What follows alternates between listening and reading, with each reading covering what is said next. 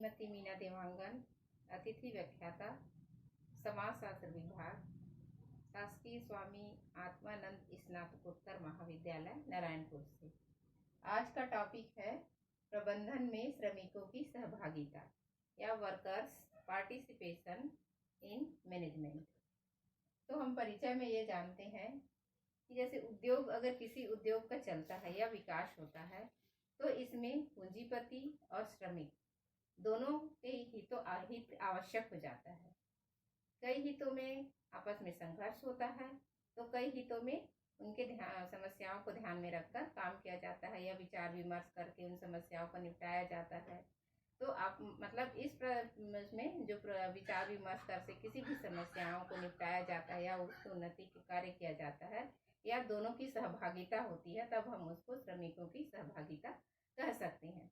या दूसरे शब्दों में हम कह सकते हैं कि प्रबंधन में श्रमिकों की सहभागिता से एक ऐसी स्थिति का बोध होता है जिसमें प्रबंध परंपरागत अधिकारों में उन विषयों पर श्रमिक के साथ संयुक्त निर्णय करते हैं जिन्हें दोनों पक्ष परस्पर हित में उपयोगी समझते हैं।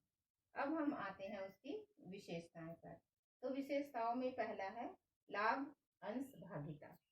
लाभ अंश भागिता से तात्पर्य है कि अगर प्रबंधन यानी कि उद्योग में किसी भी उद्योग के संचालन के लिए क्या निश्चित किया जाता है कि उसमें लाभ प्राप्त हो।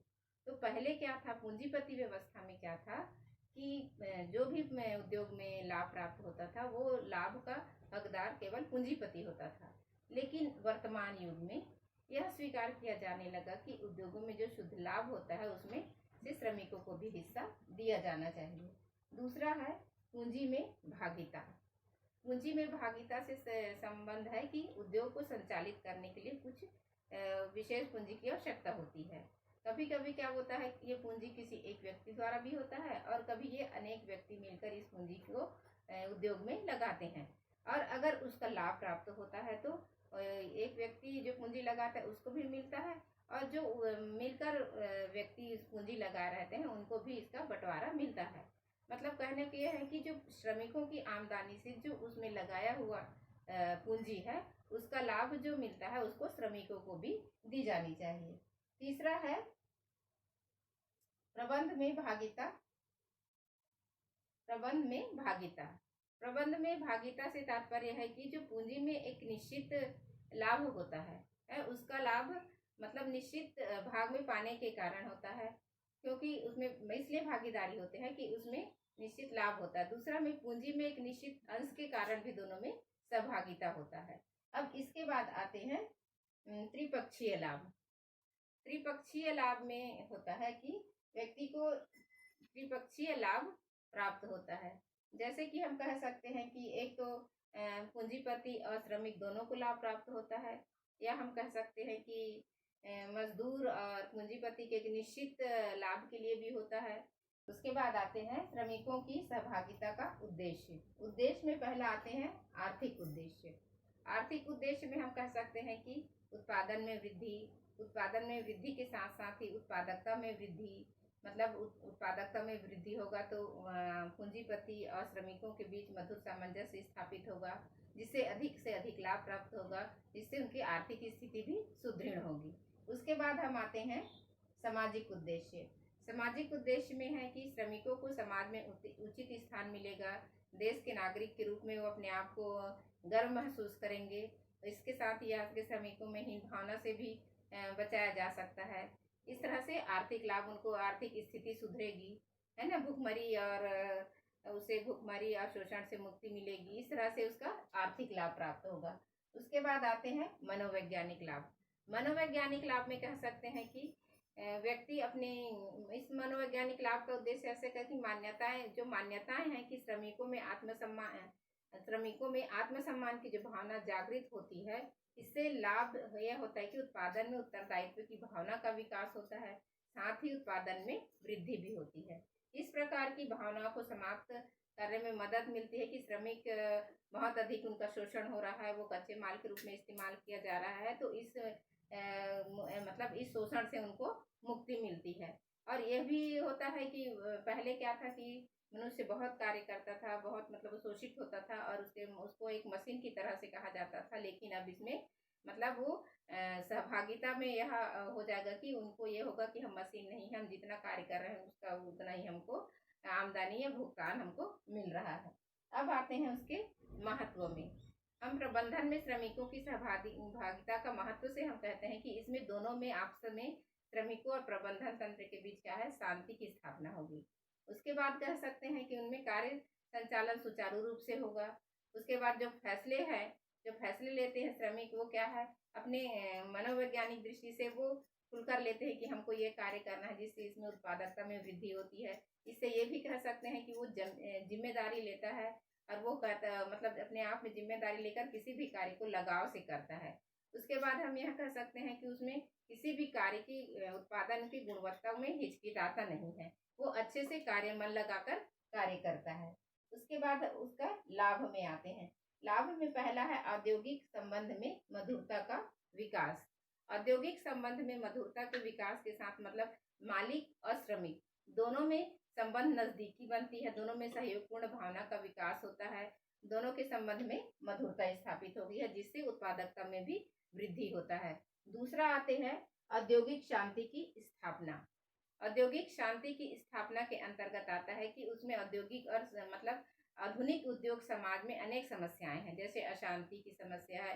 तो इसके कारण अगर क्या है, इसमें प्रबंध में श्रमिकों की सहभागिता के अंतर्गत है कि इसमें औद्योगिक अशांति के कारण जो संकट उत्पन्न होता है वो नहीं होगा। इससे राष्ट्र के हितों को भी ध्यान में रखा जाएगा। उसके बाद है श्रमिकों की कार्य क्षमता में वृद्धि। श्रमिकों की कार्य क्षमता में वृद्धि में आते हैं कि जिससे श्रमिकों को ये उत्तरदायित्व की भावना का विकास होगा और वो उद्योग को अपनी भूमिका का निर्वाह करेंगे और उनको ऐसा लगेगा कि श्रमिक लाभ, लगन और उत्साह से काम कर रहे हैं और अपनी शक्ति का उपयोग निर्णायक कार्यों में लगाते हैं। इसके लिए श्रमिकों में कार्य क्षमता में भी वृद्धि होगी। उसके बाद आते हैं प्रबंधन क्षमता में वृद्धि। प्रबंधन क्षमता में वृद्धि के अंतर्गत है जैसे कि किसी उद्योग की सफलता और असफलता कहाँ किस पर निर्भर करती है, श्रमिकों की भूमिका पर। तो अभी तक हम प्रबंध के कार्य में सिर्फ मालिकों का योगदान को देखे हैं या पढ़े हैं।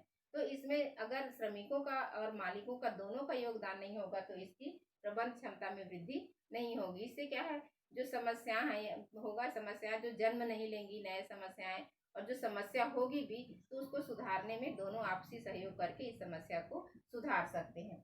उसके बाद हम कह सकते हैं कि त्रिपक्षीय लाभ।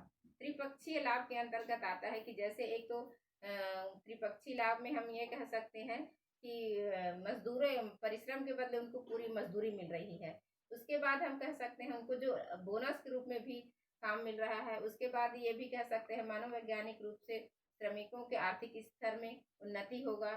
अब श्रमिकों के जीवन स्तर कब उन्नत होगा, जब उसे लाभ होगा। लाभ किस तरह होगा, जब उसको बोनस के रूप में के कारण श्रमिकों में अधिक से अधिक पैसा मिलेगा। इसके कारण उसकी आर्थिक उन्नति आर्थिक उन्नति के साथ साथ उस मनोवैज्ञानिक लाभ यह होता है कि श्रमिक अपने जो मशीन की तरह कार्य करते थे वो उनको ये लगेगा कि हम कार्य अच्छे कर, जितना हम कार्य कर रहे हैं उसका हमको पूरी तरह से भुगतान किया जा रहा है। अब आते हैं उत्पादन संबंधी प्रगति। उत्पादन संबंधी प्रगति में कह सकते हैं कि उत्पादन की मात्रा अधिक हो और उत्पादन की क्वालिटी भी अच्छी होनी चाहिए। इसके साथ हमारा ये और इसके साथ अन्य भी ले सकते हैं, जैसे उत्पादन लागत में कमी, उद्योग तंत्र की स्थापना, श्रमिकों की समस्याओं का समाधान में ले सकते हैं कि तरह तरह की समस्याओं रहती हैं, उनकी समाधान प्रबंधन और श्रमिक दोनों कर सकते हैं, जिससे श्रमिकों के आत्मसम्मान में वृद्धि होती है। तो अपने से और ये सब जोड़ सकते हैं। उसके बाद हम आते हैं दोष। दोष में हम पहला आते हैं लाभ अंश भागीता दोष। लाभ अंश भागीता के दोष में आते हैं कि जब लाभ का अंश जो होता है वह अनिश्चित होता है, हमको ये पता नहीं रहता कि उद्योग धंधे में कितना लाभ प्राप्त हो रहा है, और वो लाभ जैसे कभी बहुत अधिक लाभ प्राप्त होता है, लेकिन पूंजीपति या सेवा योजक क्या करते हैं कि उनको जितना लाभ मुकर्रर किया जाता है या जितना निश्चित किया जाता है उतना ही दिया जाता है, और यदि बहुत अधिक लाभ प्राप्त होगा तब भी वो जितना ही निश्चित है उतना ही मिलेगा। मतलब कि वो लाभ ज्यादा जो होता है तो किसको मिलता है, पूंजीपति को मिलता है। तो हमको ये कह सकते हैं कि लाभ अंश में दोष होता है, क्योंकि बहुत जितना अधिक व्यापार में वृद्धि उन्नति होगा या लाभ प्राप्त होगा, उसका कम भाग ही श्रमिकों को मिलता है। उसके बाद इसमें दोष आता है कि श्रमिकों को इतना ज्ञान नहीं हो पाता कि लाभ अंश कम हो रहा है कि ज़्यादा हो रहा है, इस ओर वो ध्यान अच्छे से नहीं दे पाते हैं। या ऐसे कह सकते हैं कि उनके हिसाब किताब में भी बेईमानी हो सकती है, या फिर हमेशा उसको अगर बहुत अधिक मेहनत से या अच्छे क्वालिटी का वो उत्पादन कर रहा है तो भी उसको किसी प्रकार का पुरस्कार का कोई स्थान नहीं रहता है। उसके बाद हम कह सकते हैं कि मालिक द्वारा विरोध। मालिक द्वारा विरोध के अंतर्गत इस योजना की असफलता का दूसरा कारण है स्वयं में उद्योगपति है। वे प्रबंधन को अपना जन्मसिद्ध अधिकार मानते हैं और इसमें मतलब वो ये सोचते हैं कि हम प्रबंध कर रहे हैं और हम जितनी परेशानी हम कर रहे हैं वो श्रमिक नहीं करता, और जितना लाभ प्राप्त होता है वह स्वयं अकेले लेने की कोशिश करता है। या उनको श्रमिकों को ये ज्ञान नहीं हो पाता कि इस व्यापार में या इस उद्योग में कितना लाभ प्राप्त हुआ और कितना हमको मिलना चाहिए, ये दोष पाया जाता है। संकुचित क्षेत्र में हम कह सकते हैं कि संकुचित क्षेत्र के अंतर्गत क्या ये सीमित होता है, क्योंकि योजना क्या है कंपनी में ही लागू होती है। इसका कारण क्या है, एकाकी साझेदारी, मतलब अपना पूंजीपति अपना कि जो साझेदारी निभाता है उसमें श्रमिक ये प्रश्न नहीं उठा सकता कि इसमें कितना लगा है और कितना उसको लाभ प्राप्त हो रहा है। उसके बाद है श्रमिक प्रतिनिधियों की अयोग्यता। श्रमिक प्रतिनिधियों की अयोग्यता में कह सकते हैं जो श्रमिकों के प्रतिनिधि होते हैं उनको ना तो पर्याप्त ज्ञान होता है और ना पर्याप्त अनुभव होता है, इसलिए भी प्रबंधन के प्रतिनिधित्व देने का प्रश्न नहीं उठता। या पूंजीपति क्या कर रहे हैं, कितना लाभ प्राप्त हो रहा है, या श्रमिकों के प्रतिनिधि या सेवा योजक को नहीं पता रहता है, या उनको जानकारी ना होने के कारण जो लाभ है वो सही रूप से नहीं मिल सकता है। अब कह सकते हैं कि सफलता के सुझाव। प्रबंधन में श्रमिकों की सफलता के आप कौन कौन से सुझाव दे सकते हैं? तो सामान्य तौर पे ये सुझाव दे सकते हैं कि पहले क्या है, आज श्रमिक पशुवत जीवन बिता रहा है तथा उसके रहन सहन का स्तर अत्यंत दयनीय है, तो उसके रहन सहन को उन्नत किया जाए, है ना। या कह सकते हैं कि श्रमिक भी समाज, राष्ट्र या उद्योगपति द्वारा ये आश्वासन दिया जाना चाहिए कि उसे ये भी इंसान की भांति जीवन बिताए, उनके व्यक्तित्व का विकास हो, शिक्षा का विकास हो, उनको जैसे उनके ऊपर शोषण होता है तो उनको महसूस हो कि उनके प्रति शोषण हो रहा है, तो और हम अपनी समस्याओं को, उनकी जानकारी हो, सभी समस्याओं को श्रमिकों को जाने और अपनी समस्याओं के लिए वो आगे आए और उनकी समस्याओं का जानकारी प्राप्त हो ताकि वो पूंजीपतियों से अपना अधिकार ले सके। ये आप सुझाव दे सकते हैं। उसके बाद लास्ट में हम ये निष्कर्ष पे आते हैं कि प्रबंधन के द्वारा ही उपलब्ध संसाधनों का दक्षतापूर्वक तथा प्रभावपूर्वक तरीके से उपयोग करते हुए लोगों के कार्यों के प्रति समन्वय का लक्ष्य प्राप्ति की जा सकती है। सफलता के सुझाव के बाद हम आते हैं निष्कर्ष पे।